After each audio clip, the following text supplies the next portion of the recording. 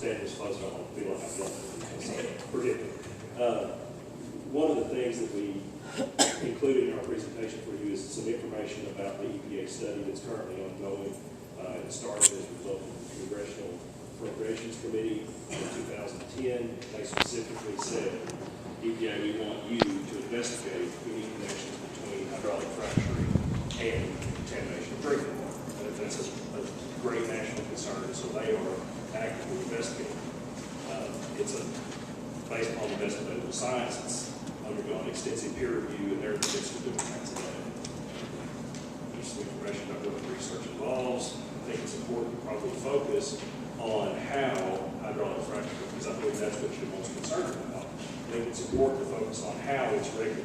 I've included a slide here that talks about how everything from well construction to water procurement to excessive fracturing to the type of materials that are used, even the flow back and produced water, how they're regulated. And they're typically regulated in the federal process by the Clean Water Act, the Safe Drinking Water Act, EPR, which is the Community Right to Know, is basically providing MSDS sheets, just like your maintenance people keep MSDS sheets on the chemicals that they use. We're required to keep MSDS sheets and communicate with the fire department, the local emergency response groups, or whatever we have on location. So we do that, we keep it for every single chemical that's on the website.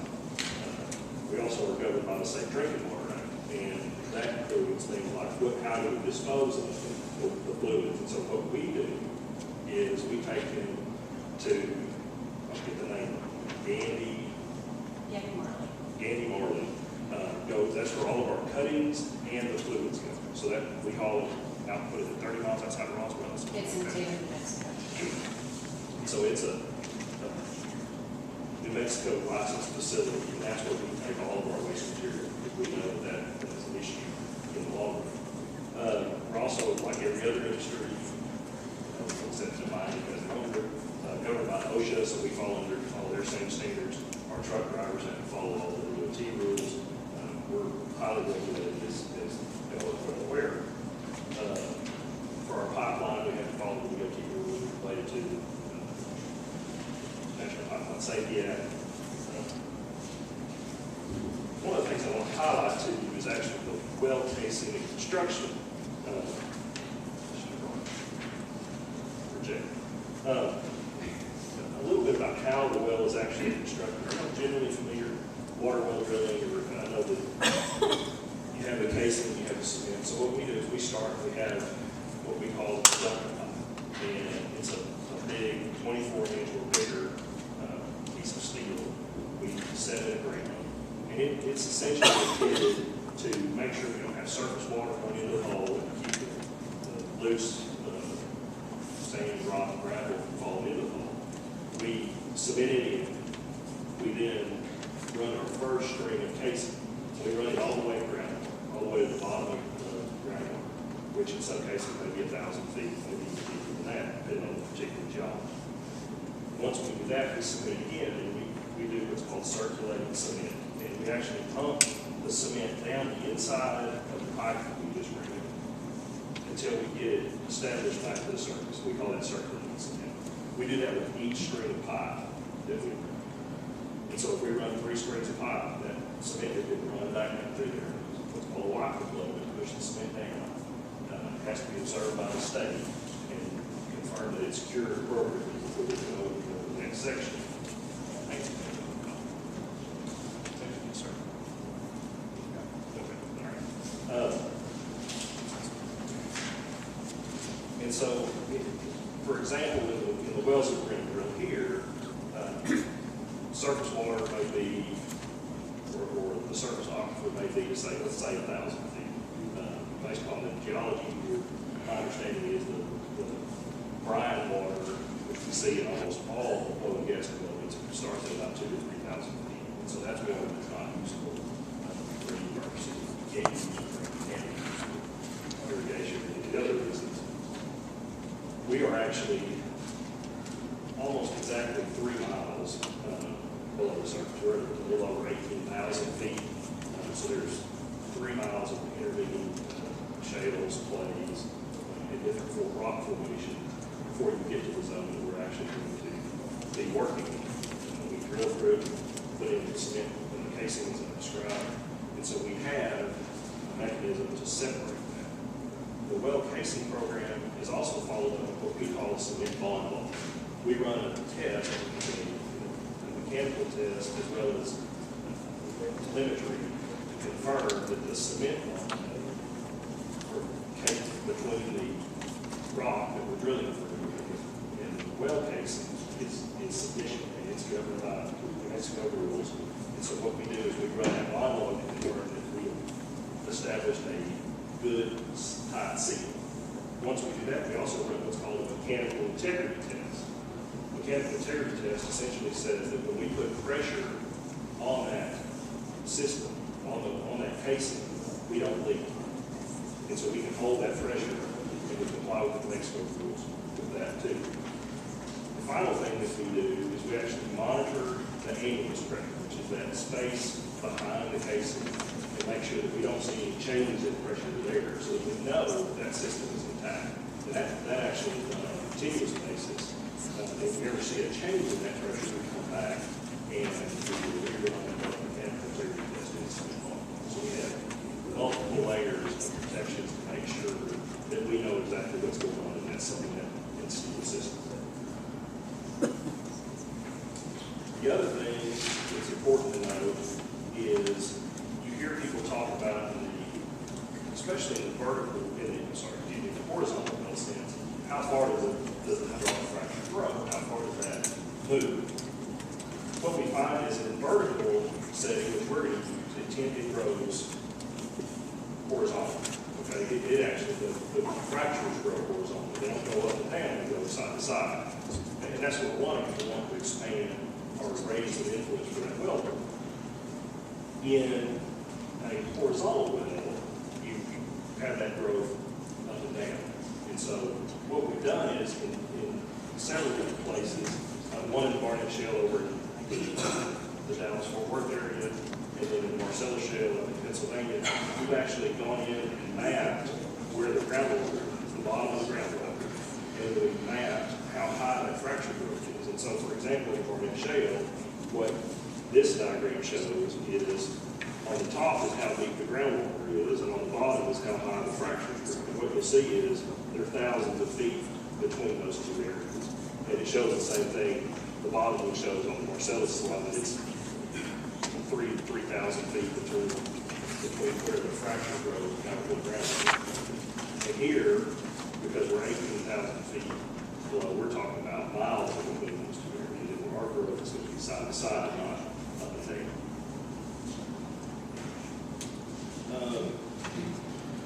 One of the things that as an industry we talk about a lot is what does EPA do and how do they interact?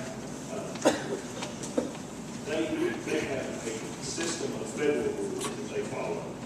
And so people like Administrator Jackson gets put on the spot a lot, and she routinely gets asked, well, what do you know about hydraulic fracture that doesn't affect groundwater? And she pretty frequently goes out and says, hey, look, we don't have any evidence that hydraulic fracturing is causing contamination of groundwater. And while I think that's important, I think the other statement that she makes is even more important. She says, look, if we think something's going on, we as EPA will step in. And even if the local government's not doing something, even if the state government's not doing something, we as EPA are going to step in if we believe that there's an issue. So I think that's one of the things that my takeaway is, while she may say, yeah, we don't know about any problems, I want to know what she's going to do if she thinks there is a problem. And so I think that's a really important thing, is that they are proactive in our keeping track of what's going on. One of the other things I get routinely asked about is what's in the material that's being pumped down hole. Typically, what we see is it's about 99.1% water and sand. You'll hear me maybe talk at some point about profit.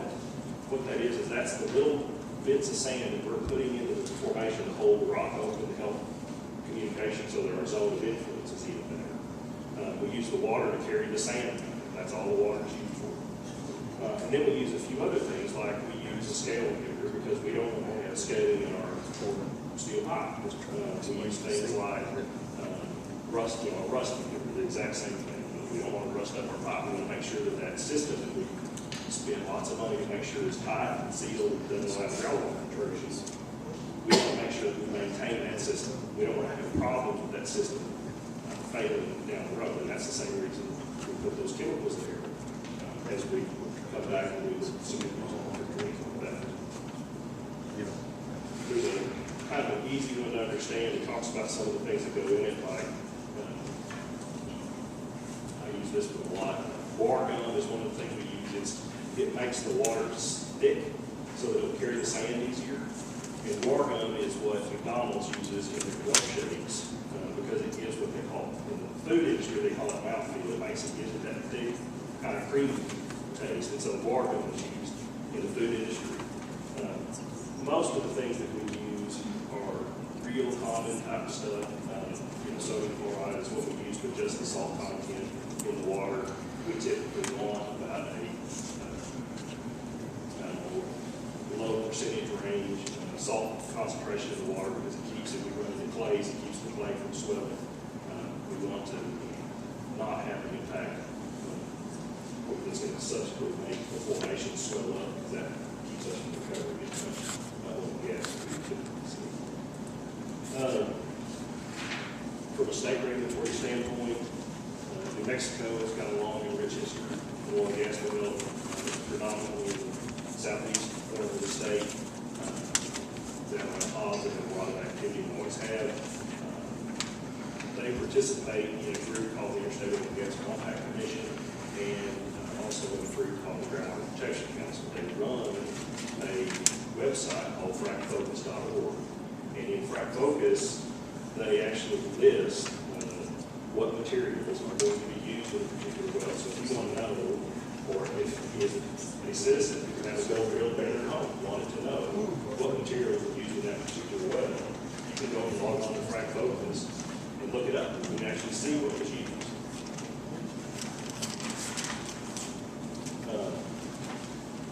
Those are kind of the things I wanted to just give you a brief overview about, and I thought it would probably be useful if we just answer questions. If you have questions about Alvin Maestas, if you have questions about what we're going to do or how we do it, we're happy to talk about it. There's not any big secrets. It's pretty much at this point a standard oil and gas operation. Our biggest challenge is going to be things like having to build pipeline and when we get the gas tomorrow. It's a very traditional type of development that's been done for 75 years. And so we're happy to talk about it. If you have questions, I'm happy to try to address them. Any questions? Yes, sir. What took you so long to come before this commission? I can probably answer that, Commissioner. The previous company that was here was Shell Oil, and Shell did meet with people individually along the way. Shell had leased an 8-county region, including Guadalupe, San Miguel, Mora, and several other counties. They were very active in San Miguel. They did speak to some commissioners individually, and they also presented that to the Mexico Association of Counties. But they did not feel comfortable coming in front of a commission meeting like this. Alvin Maestas is a small independent operator. I'm the executive director of the Independent Producers Association of Mexico. They're one of our members, and I strongly urge them, since they're new to New Mexico, for them to get to learn the landscape, and so that's why they're here. Very disappointing. If we're going to develop understand the concerns and issues of the community and in terms of economic development and everything else, I think it's important that we communicate. And failing to communicate with the community makes it, I think, only creates a lot of other issues for us, okay? So I highly encourage you to be open and honest. I appreciate the work that you presented here today. It's very, very informative, and I think it settles a lot of the issues that could have been addressed a long time ago. So if we're going to have a working relationship with the oil and gas industry, guess what we have to do? Communicate, talk about the issues. You need to listen to what the concerns are within the people we have here within this community. And at the same time, we need to find out then how we're going to address their concerns and issues that they may have. And the only way we can do that is in an open public forum where we can all talk about the issues. I answered my first question. My second question. New Mexico. I understand the impact that gas and oil revenues have on the state's economy. Guadalupe County benefits a lot from the revenues that we're getting. But at the same time, in this community, one of our most precious resources is our water.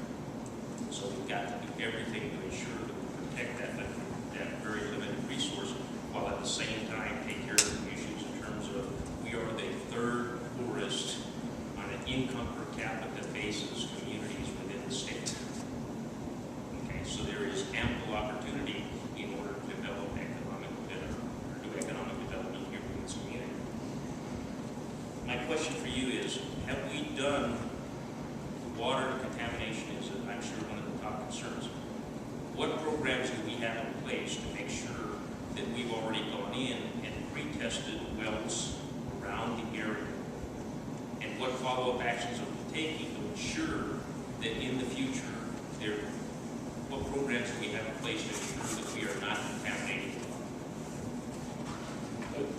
Commissioner, I guess I'm going to speak to your first question for just a moment. The reason that we're here is because we do things.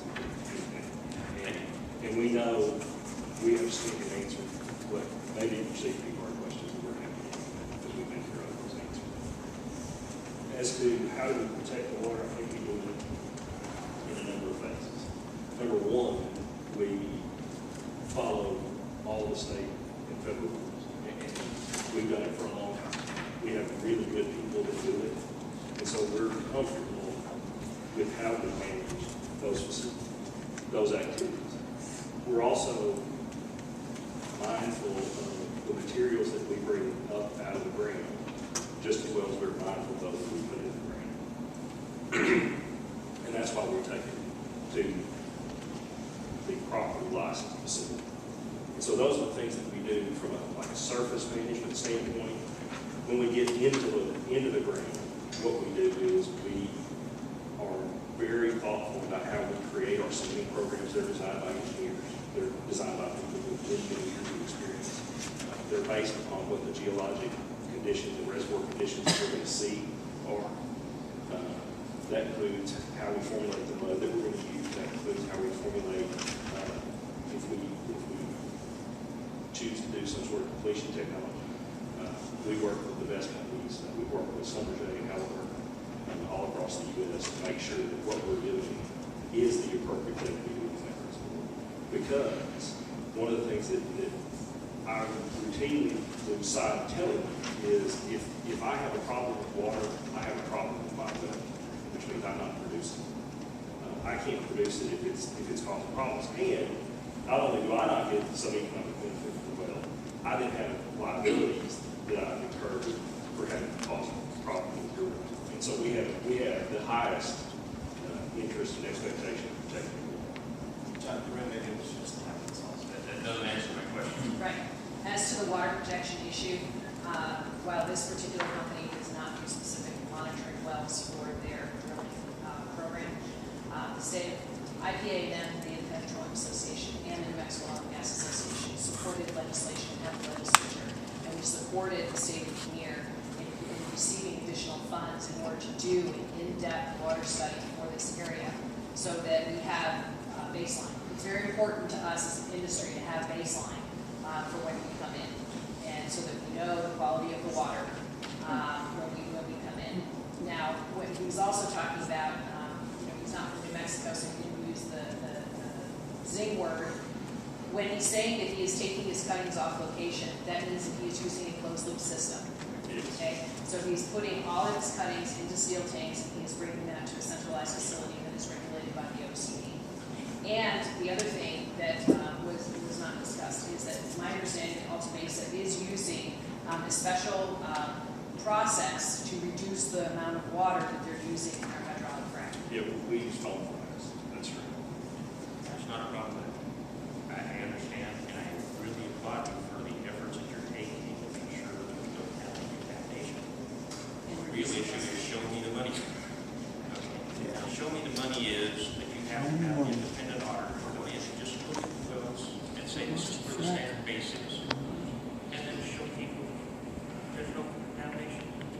There is no contamination. So it's in terms of just how we collaborate already said you're gonna do.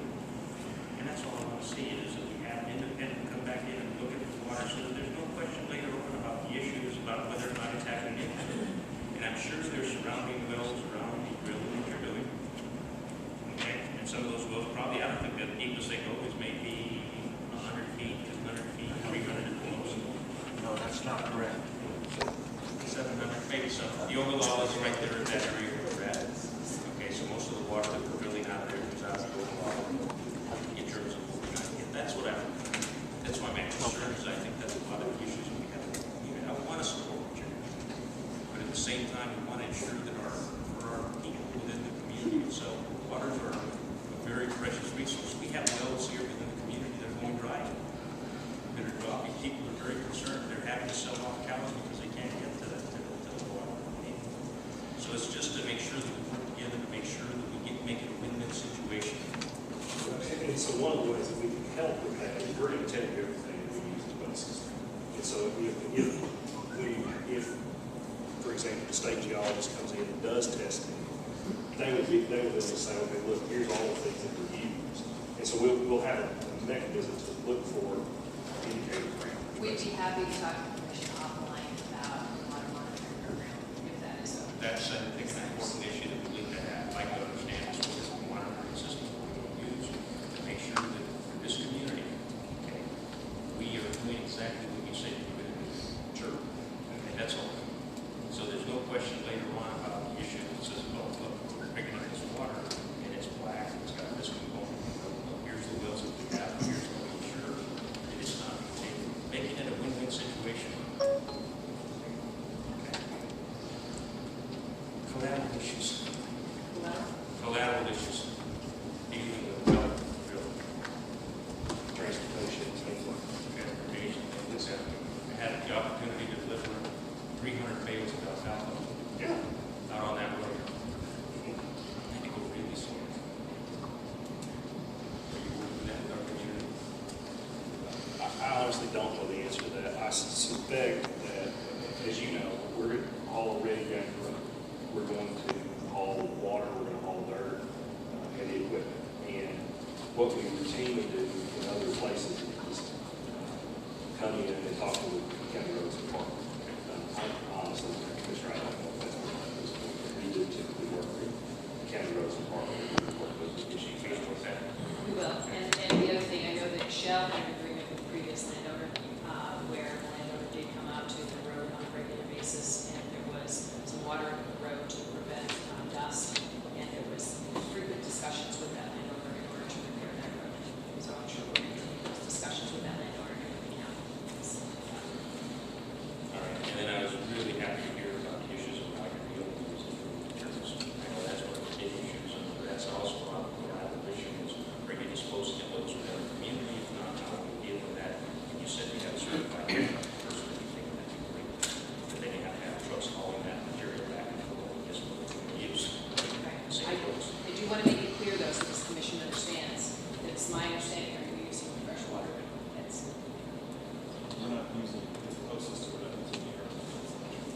So my understanding is that no earthen pits are being used. I know that Shell told me that they were using a closed loop system, and then I went out there on location and I saw an earthen pit, and they were using it to hold fresh water. Right. In order to do a hydraulic fracking procedure, you very often do break water, put it in an earthen pit, which is lined, and it's fresh water, and you hold that water until you're using it for your completion operation. Once you're done with your completion operation, you take your flow back, and then you dispose that in an underground injection well as per the regulations that the state and federal government has. So we don't leave that water on location, we do take it off location once it's flowed back from the well after the hydraulic fracking process. And Alta Mesa typically has actually brought frac tanks out with freshwater storage because building locations, building extra pits is sort of painful.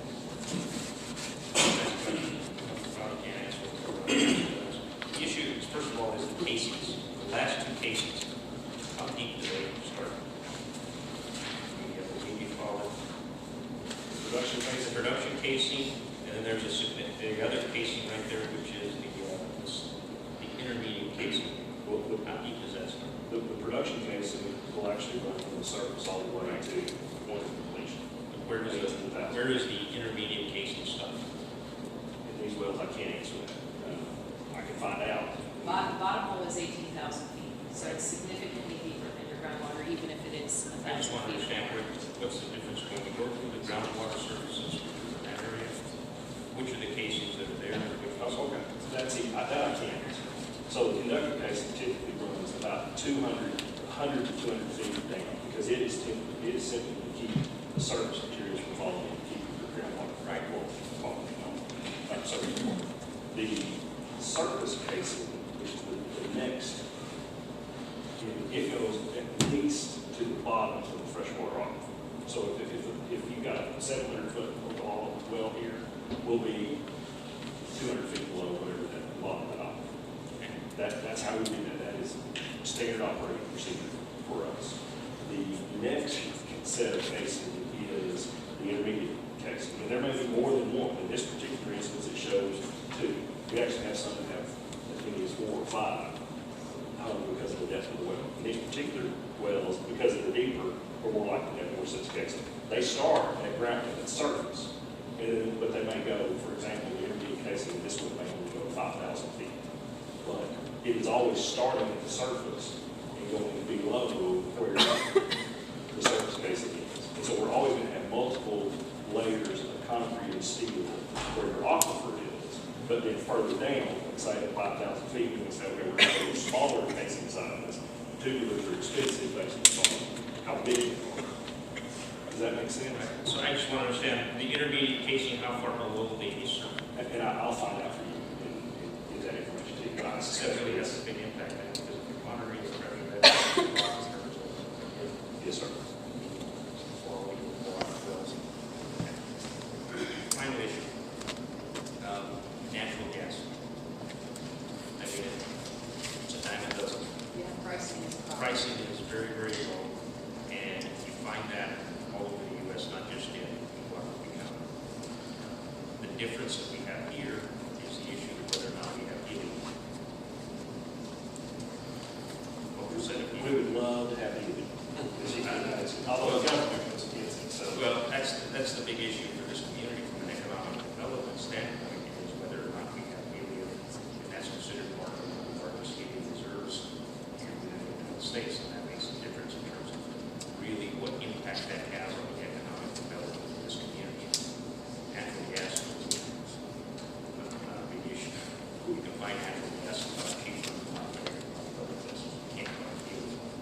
Well, so I'm gonna respectfully disagree just a tiny bit. That's fine. You're exactly right. The price is not very good right now. We expect it to go up. It'll probably be 10 years before we have double our price, for example. But what we find in this particular, what we believe we have in this particular reservoir is a very high quality gas. And a lot of it, we're drilling it with vertical well, and we're not having to go through all the stuff that you hear about in places like Pennsylvania, where they're drilling long laterals and they're spending way more to drill a well than we are. They have to do multiple completions in order to do that. And they still don't have the infrastructure, so they still have all some challenges and a lot more costs. And so I think if we have that, plus we have the benefits of helium, as you rightly point out, then it's a real big difference.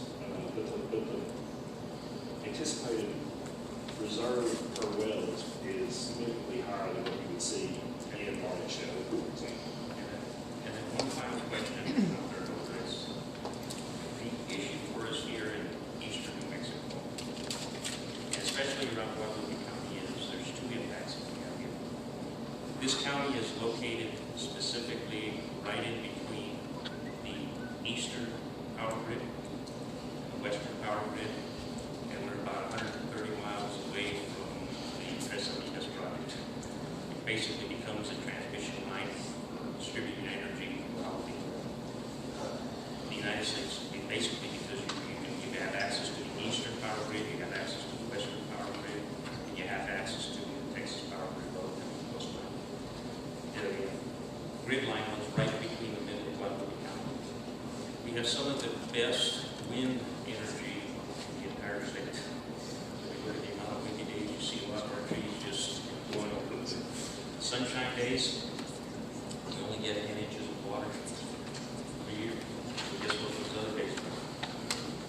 And solar energy. We talked about $1 billion solar energy project here. It's been killed because we don't have really any means to deliver that energy to other uses. What we do have access to is when we combine wind energy with solar energy, and then you use gas turbines to do cogeneration, electrical energy. What you have is an ideal situation where Guadalupe County can become really a very, very significant producer in terms of utilizing the energy, wind energy, solar energy, and natural gas to provide access to electricity for almost the entire nation, just because of our location. If you start looking at becoming a base load generation, Yes. really because of your fuel gas. Yes. And so it's a very attractive, we have a similar project in a western state where we're actually going into a gas directly, our pipeline goes directly into the gas facility because they don't have solar, they have very outstanding wind and some hydro. So And what they don't have is a location. yeah. And that's the key issue, is the location of where you're at relative to other markets in terms of what we have. And what we don't have, and that's what we're working along with Rita, is the issue of how to develop transmission lines to get this into the California market or to the Oklahoma City or the U.S. markets. That would have a big impact. But at the same time, this economic development is good, but at the same time, we have to listen to the concerns of what we have to do for our people here just to protect our existing water that we have. Okay, that's what we have to do.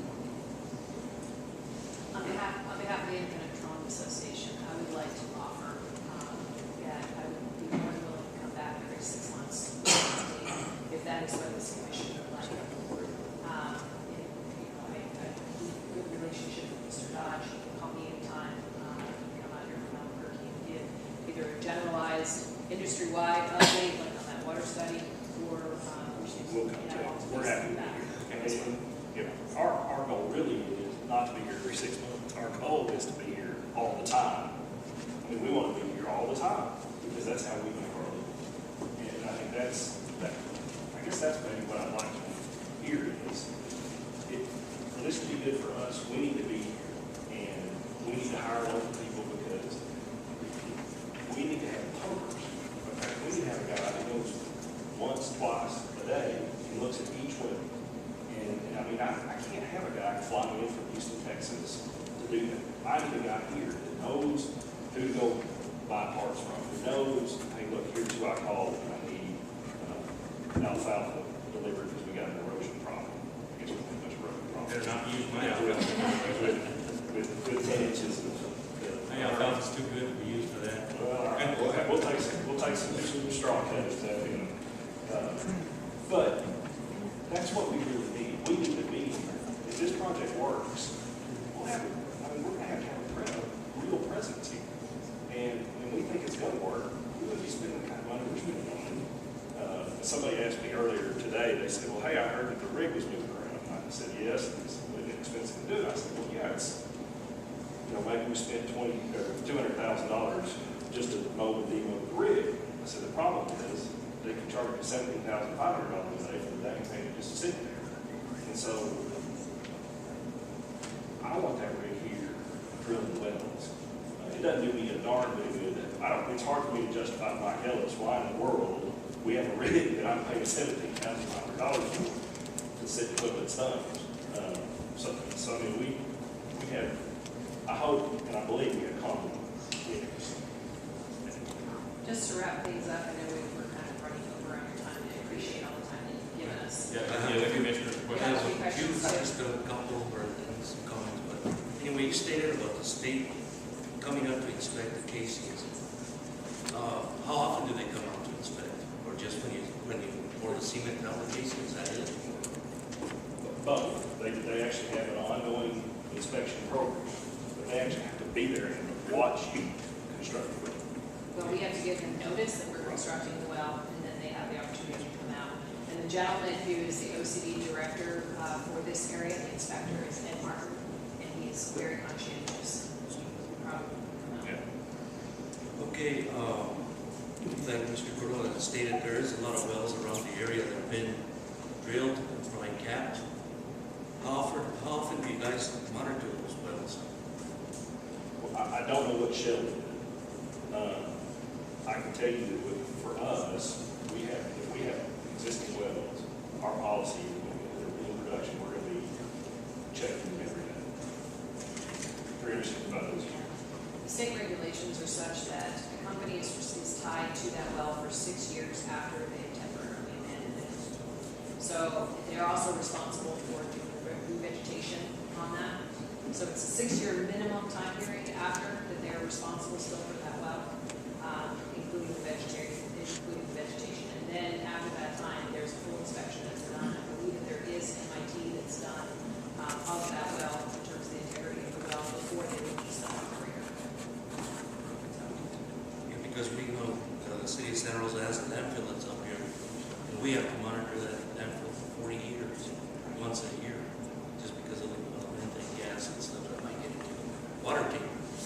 But And if they're plugged in a main, they have to go through that entire process too. That's all regulated. It means we have to fill it with cement, demonstrate that it's sufficient in the eyes of the state. We've done all those things. So if it's truly abandoned, it's different from what she's describing, which is it's kind of a static state. And there are things you have to do to experience it to even put it in a static state. So. okay, another question on coming back to inform the commission and inform the communities on what's going on out there. I would feel that we would like to be out here at least every third month instead of 6 months. That way, you know, or whenever we have an issue, we can call you and have you here. Because there's a lot of people that are concerned about what's going on. We're going to have Ms. Minor here later on give her presentation and I guess that's a lot. You said the pool, how big is this pool? Because they've drilled all the way from Vaughn towards Fort Sumner, towards that way. Is that the same pool or? Yeah, I don't know. we're really not at liberty to discuss the size of the pool from a competitive standpoint, so we think it's significant enough to make it commercially economic. And so from that standpoint, I would appreciate not necessarily speaking about the size. But I also know that it's enough that we're making a significant capital commitment to these deposits. Mr. Dodge? Yeah. Thank you, Chairman. Just a couple of quick things on Commissioner Gordon's point on the board out there. Yes, sir. Alton does have a contract with Guadalupe County. I was out there 3 weeks ago, and 4 weeks ago, and that's Okay. We can work with the proper people to make certain that that gets. I was like, I just got a call last week.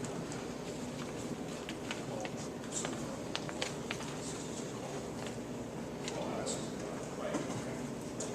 Contact me directly. I've already delivered all my hands. So,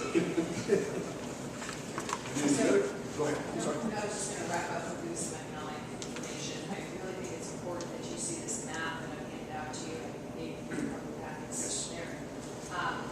This map is directly off the State Land Office website, and I think it's important for you. It does have the current leases with the State Land Office. So there's land that has already been leased that is south and west of Santa Rosa. And on this map, you'll see some blue dots and some gray dots. This is page 2. The gray dots, or the brownish gray dots, actually is state trust land. So there's quite a bit of state trust land in this county, and I just wanted to very briefly educate you a little bit on the state trust land issue. This past year, the State Land Office gave 21 beneficiaries $650 million. The value of the land grant permanent fund is over $11 billion. 94% of the money that goes into that land grant fund comes off of state trust lands, as you see here.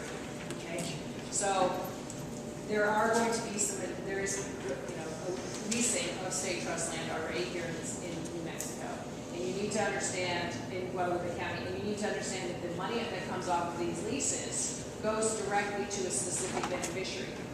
In the case of several of those leases, that money goes to Eastern. It also goes to the Department of Corrections.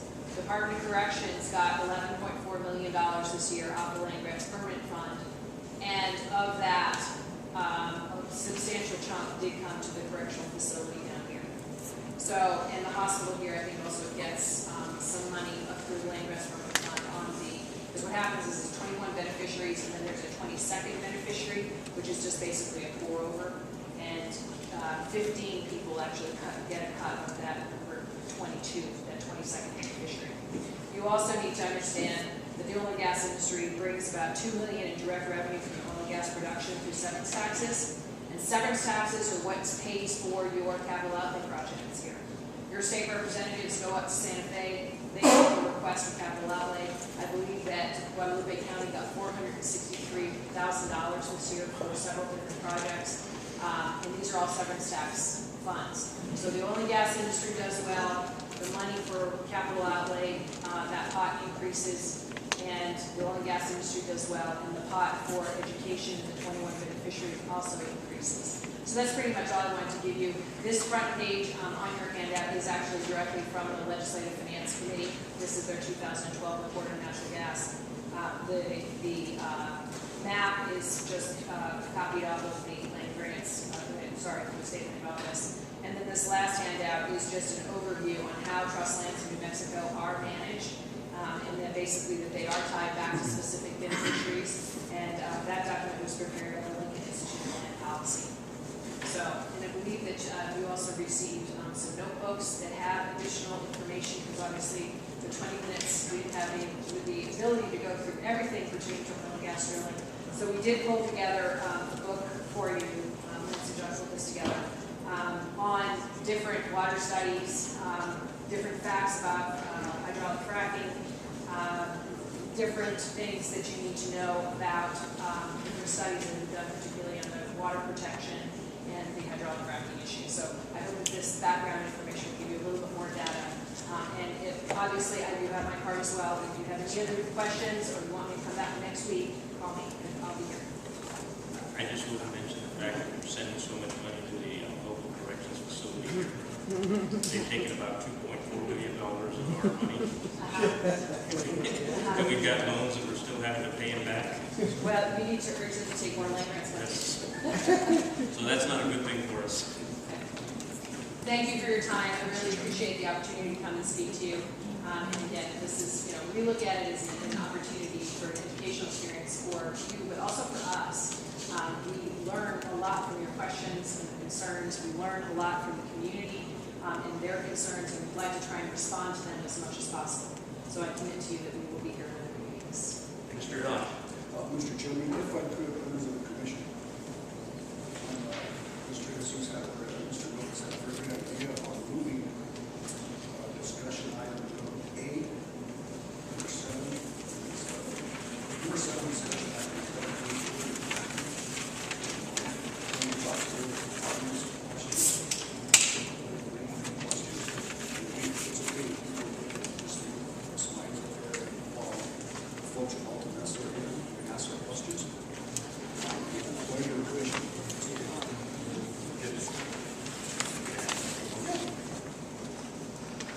Okay, we have a motion to go ahead and move discussion item 7A, building the private nutrition minor, up to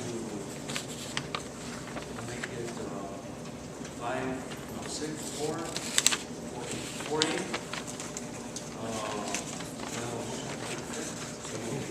Motion by Mr. Cordova, do I have a second? Second by Mr. Tapia. And let's, I know Patricia have her comments for the presentation, and then we'll keep it brief on questions so we can get on to the agenda. Patricia, you're up. Okay. Oh, all in favor, signify by saying aye. Aye. All opposed? Motion carries.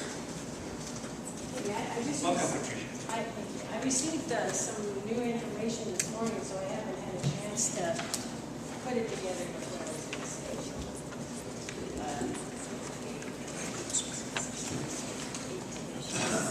You might turn that way. Let's go there, Rich.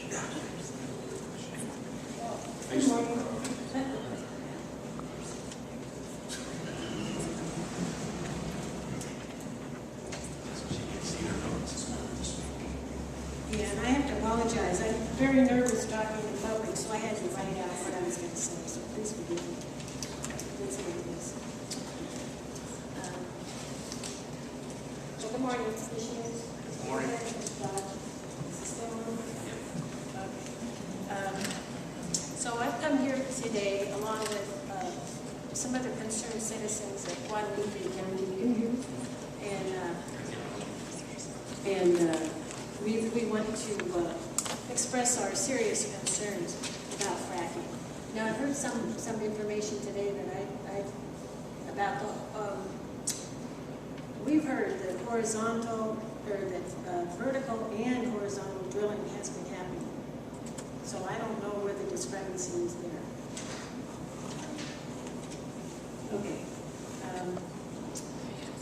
Yeah, I admit we all need to learn more about fracking, gas extraction, and its effects on our water, our land, our air, and our communities. Can you hear me? Yeah. Okay, thank you. But we do know that the gas companies have been drilling off and on for 3 years, at least, with more drilling activity lately, so I presume that's Alta Mesa. And I wanted to ask, are you guys taking over the old wells?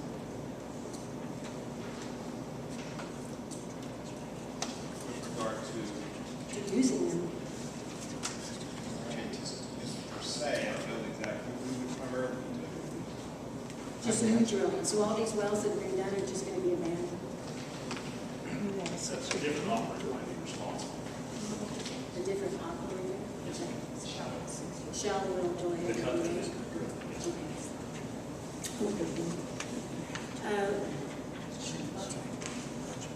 And we know, or we thought that the intention is to hydraulic fracture, or frac, to help release the gas. And we know that huge quantities of water have been sold from the city of Santa Rosa to use for drilling. And I just did get some information that in May, 72,000 gallons were sold. April, 1.26 million. And May, 1,090,000 gallons of water to Whitehorse, who is the company that delivers water. That's quite a bit of water.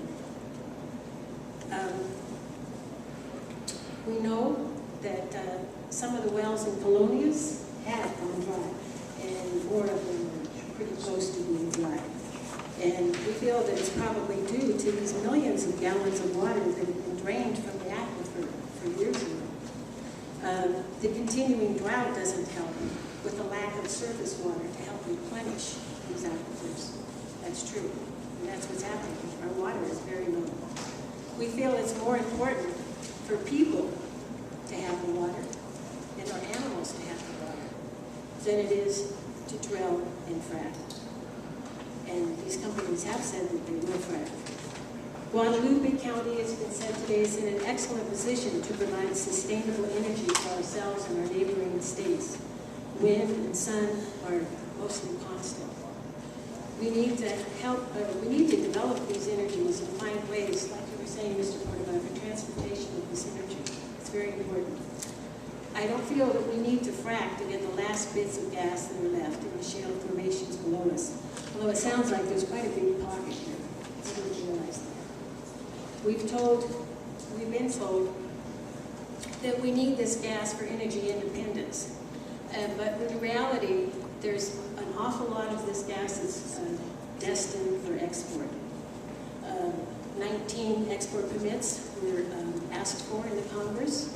That means that this pipeline that's going to be going through part of Guadalupe County down to Houston, I really think, and people are saying that a lot of this gas is going to be exported, for at least 5 times the amount of money that's made here. So we feel that a lot of this gas is targeted for export to foreign countries that will pay a lot more money. Articles have been written about Germany and other countries that are actually laughing at us, saying that, go ahead, ruin your land and your water, and we'll gladly buy it from you. There's many documented cases of harm and devastation caused by fracking throughout our United States, starting in the east and working our way up in the Dakotas, and now here. And I'm sure you've read about the material that you guys received last month about the devastation that is caused.